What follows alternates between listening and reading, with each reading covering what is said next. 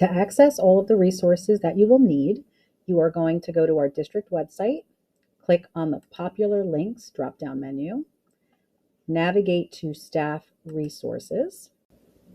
Once you are on the staff resources site, you are going to simply click on educator growth. Once you're in our educator growth site, you are going to navigate to the new educator experience, which you can get to by hovering over professional learning and clicking on new educator experience. If you scroll down, you're going to take a look at the section that says Year 2 and Action Research. If you click right here on this button, it will take you to the necessary page that will provide you with the access to the overview document. Once you're on this page, you'll be able to access this overview document, which I will go through step by step. And what you'll also be able to access two example videos from previous years. One is an elementary example and one is a secondary example. So the Action Research Experience is part of our new educator learning community for Year 2 educators. There are three components that will kind of comprise this Action Research project. The first is student performance reflection. I'll go through that in a little bit. Audio or video reflection, as well as student voice reflection.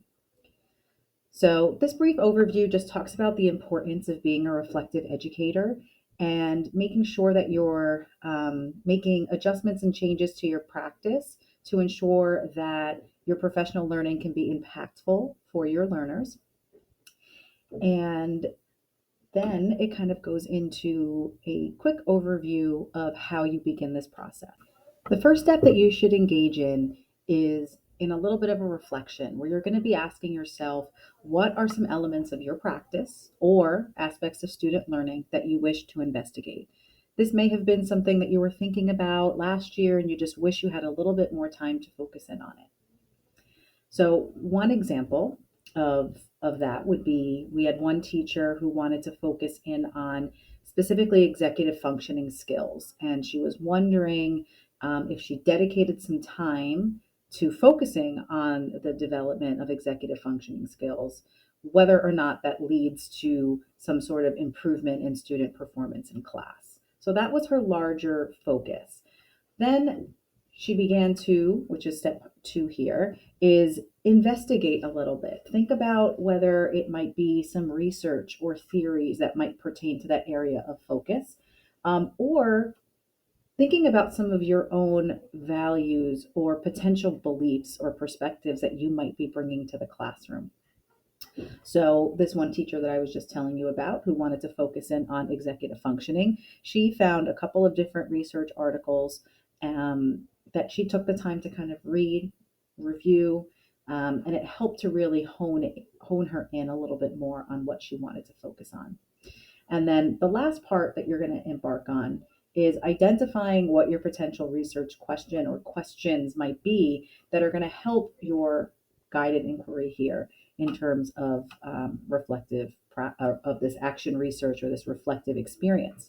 So this one teacher, her research question ended up being, will providing students direct instruction in executive functioning skills and modeling skills within academic classes improve their performance in class? The second part here, which you'll see as the second sub-bullet, is you also need to think about how you're going to define success. So her success statement was, I will determine how effective teaching executive functioning skills in academic classes is by assessing student growth in organization, homework completion, as well as assessments. So you're going to start with doing all of this on your own, and then you're going to fill out the Google form, and I'll show you where that is.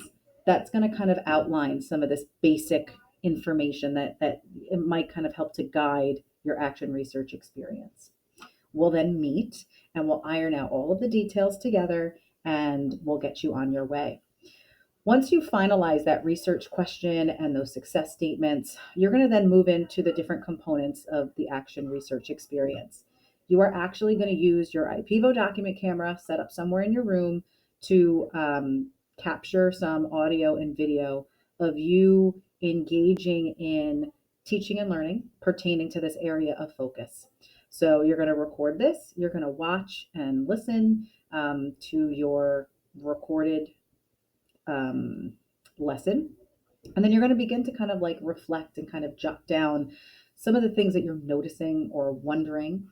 And you'll meet with your assigned administrator and we'll kind of go through that. We won't watch the video together unless you want to. You can kind of provide that if you wanted us to take a look at it, but you're going to really watch it and engage in the reflection on your own. You're also going to think about student performance. So, what that means is okay, I'm engaging in this area of focus here in this action research project. What might be something that I can take a look at in order to see how well my students are doing?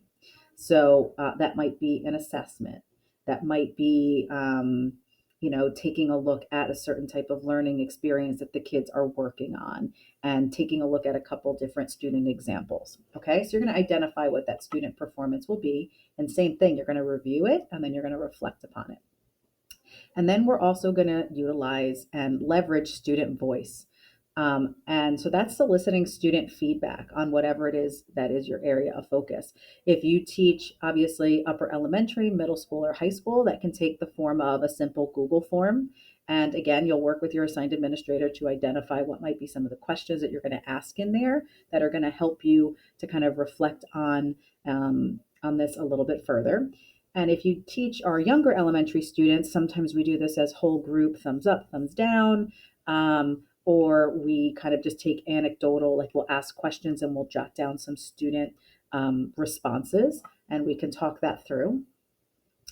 And then the last part is you're going to actually sit down and take a look at all of this data. So you're going to take a look at student performance. You're going to take a look at the student voice. You're going to take a look at the audio and video reflection notes that you had. And you're going to think about like, what is the story that's told by these pieces of data? And how might this data or this information that I have inform changes to my practice? What might be something I want to try or adjust and see whether or not that works better? When you're done with all of this, you're then going to report out your results. We have down below a link to a very basic template that you can zhuzh up however you would like to in order to share your findings, reflections, and adjustments that you made to your practice. And that's going to be shared out with all of us year 2 colleagues, as well as your administrators, that they can see all of the great work that you've done this year. So this section of the document will go through the entire process. So here's that Google form I was talking about. You'll click on that Google form and it'll bring you, it has examples of each of the different sections, as in what might be my area of focus. There's an example there. And then you'll kind of put that in there. Then you'll also kind of go through your actual problem of practice or your research question. There'll be an example there, and then you'll, put yours on there as well. And same thing for your success statement. In September, we'll reach out to you and let you know who is your assigned administrator. There's 2 of us that will be splitting the work with all of you. And you will basically meet with us and we'll kind of take the time to tighten up everything and finalize everything together. This is a link to exactly what I showed you before, the new educator learning community action research portion of our website. And there's 2 examples on there that you can kind of take a look at.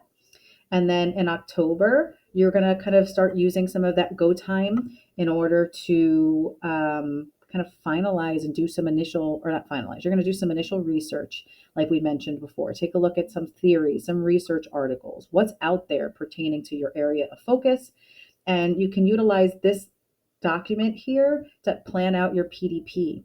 All of you who are doing action research, your professional goal for the year should really be directly linked to this. We don't want you to have too many different professional goals that you're trying to split your time and attention.